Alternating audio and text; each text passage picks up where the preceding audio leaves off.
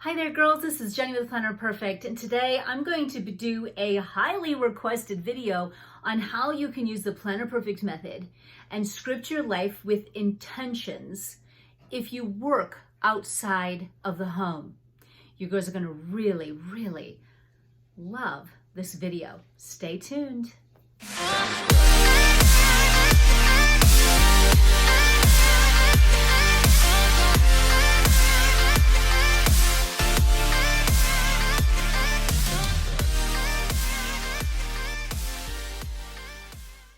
Hi girls, I'm excited for this video because I've had a lot of requests for it, of how you can plan using the Planner Perfect method if you work outside of the home. And so eager to get started in showing you my tips. I've always expressed them and I've shared them, I've spoke about it, but I've never showed a demonstration. So this has always been, this is exactly what I would do if I worked outside of the home. Because I've always talked about how your morning is very important, depending on when you get up on how much you can accomplish. But then your evening, there's something to be said about taking full control over your evenings and not just letting it glide for hours and hours on end until it goes to bed and you just kind of do nothing. There's a lot of different things, and I know that you can get fatigued, you need to rest, and that should be accounted for where you kind of rest and all that. But let me just get started in sharing you the tools I use and the things and my thought process in caring for the home and for yourself if working outside the home, and how you can apply the method. So here I obviously put my day in, and so with the regular format of the Planner Perfect method and our planners is that it's a two-day spread, except for maybe the weekend or another couple days that you would rather have just a one-day spread. So that was the challenge, was that it was a 2-day spread, and it was just a lot of paper to script when a woman is outside of the home more than she is during the week.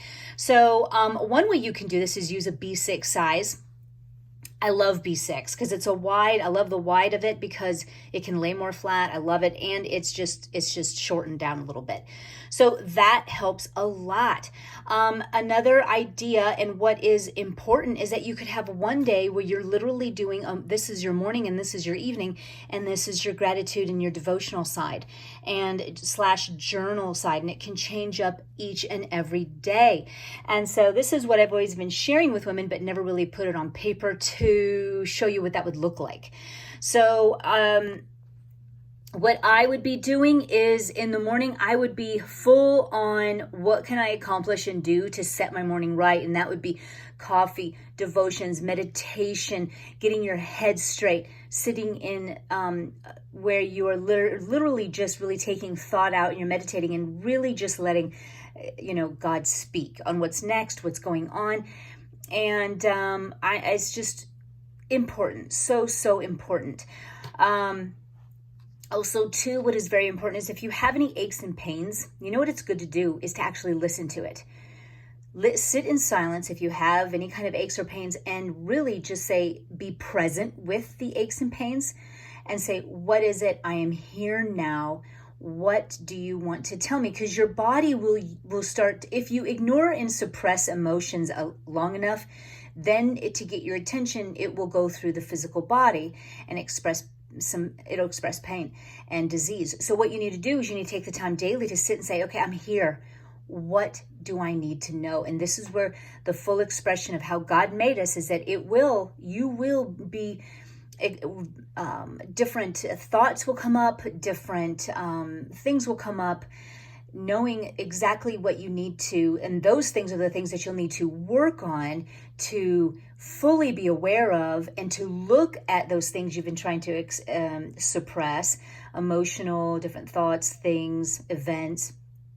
Look at it. You need to work through it, completely work through it, whether just crying through it, understanding it, and then integrating it back into your life, saying, okay, I forgive that, I forgive myself, and I am now going to move on. It's one of those things where you must look at it, and this is how you can become healed. So that is something to do in the morning. Now that was long, and I'm going to do an extra video on that. Drop me a note in the comments if you'd like to see a separate video on actual healing. So here is where you would really focus on that morning routine. So you could, what about dinner? Crock pot, get the dinner going in your crock pot. Get it ready, get it going, turn it on, get a laundry started and the dishes out ready for any dishes when you get home. They can just be plunked right in when you get home.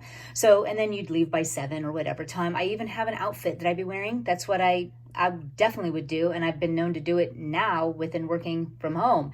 So, and then your evening plans, let it be that you just kind of settle down, rest for a minute, plunk onto the couch, enjoy the meal that you planned and created in the crock pot, whether you have a family or your season's just you and your husband, maybe it's just you. Whatever your circumstances can be, it can all be adaptable. So then it's time to really, after that good hour, get the kitchen kind of cleaned up, get in your cozy sweats, probably the first thing you want to put on. And then it's time to like write that blog, do that, start that book. I even have here do some yoga. If you can do a little bit of exercise, 10 to 15 minutes, even 20 in the morning, do it before your shower. Maybe in the evening, though, if the weather's nice and when it permits, maybe you've got a treadmill, you can do that when you get home, or maybe you can do that, and that'll help give you another burst of energy to coast you until it's time to go to bed. Get on the treadmill and walk for like 30 minutes during these winter months. And then in the spring and summer, in fall, you can go back out and and get out there when it's nice out. So it's integrating exercise, it's integrating your personal well-being, it's integrating living well, it's putting something in the crock pot for you that's easy instead of just having to hurry and grab something that's not as nourishing for your body. And so this way this is planning with intention. So get that walk in either in the night or in the morning, use your treadmill. Make that call, crochet that hat you've been working on using the finest yarn. You need more, order more. Then as you wind down, it's laundry, get the laundry folded that you had put in, put it away, and then get the kitchen cleaned and ready for the new day. Read in your bed, write the book you plan on reading. Good night. This side over here is also part of the evening plan where you literally are writing daily what you're grateful for. And here I use a picture of my son. Use the Canon Ivy. I'll show you my tools. And it's gratitude and what you're grateful for this day on Monday, and have a date.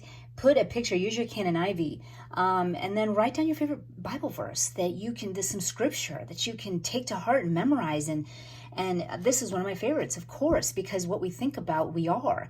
So we want to think about what is true, noble, right, pure, lovely, admirable, excellent, and praiseworthy. Think on those things, not what's going wrong, not what you don't like, not what you wish was, because the more you think about these things, the more these things are your reality. Okay, so that's why this is so beautiful, and this is a woman that's living well. It's a woman with intentions. It's a woman who takes care of her heart and her soul and her mind and her body. And so let's move on to some of my tools. Now, this is one of our old die cuts. I plan on bringing these back here in 2020. But I used one of these cute paper clips. I used washi to just separate the morning and evening.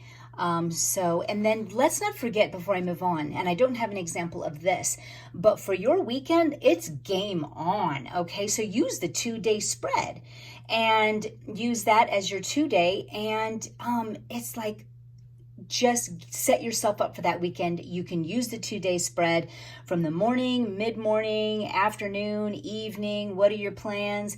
Do it. So that is my example for a woman outside the home who can use the method and live a life of intentions. Now, some of the tools that I use, these are on my Amazon. The link is down below, but I love this Canon Ivy. I had the Polaroid Zip before. It kind of died on me pretty quick. So I got the Canon Ivy, and so far I've been very, very pleased. I love Prima Marketing for their watercolors. They actually gave these to me not too long ago. I use them all the time. I actually did do a little bit of watercolor here on my pages. It just gives that crinkly feel, and I put it over this. It is watercolor stamp. So I use Prima Marketing. It's one of my absolute favorites, and it's small and compact, and then you can just buy more of the little pans. So I'm in love. This is also Prima Marketing, these stamps, which I used right here. And you can change out the letters. Again, Amazon link in my bio. These exact paintbrushes, so far, so amazing. Absolutely love them. Use them on the daily for my artwork on the covers and also in my books. And this is just fun because you can trade out and use it for anything. Now, for what I used for this, which I thought was fun, the 4/8, again, Studio Calico for the win. You can do it not only to say what time you're going to eat and use it for time, but you can use it for scripture too. And that is also, the link is in my bio. And this is my favorite. I use it all the time. It's huge. It's waterproof. And it's, you know, it's one of those just no-brainers, no fail. Perfection. So this is what it's like for a life well lived, woman outside the home living with intention. And girls, I really hope this has inspired you to understand and know the importance of planning your life and writing your story one page at a time. And when you live outside the home, you can most definitely use this method. My heart is full just looking at this. I hope yours is too. Until next time.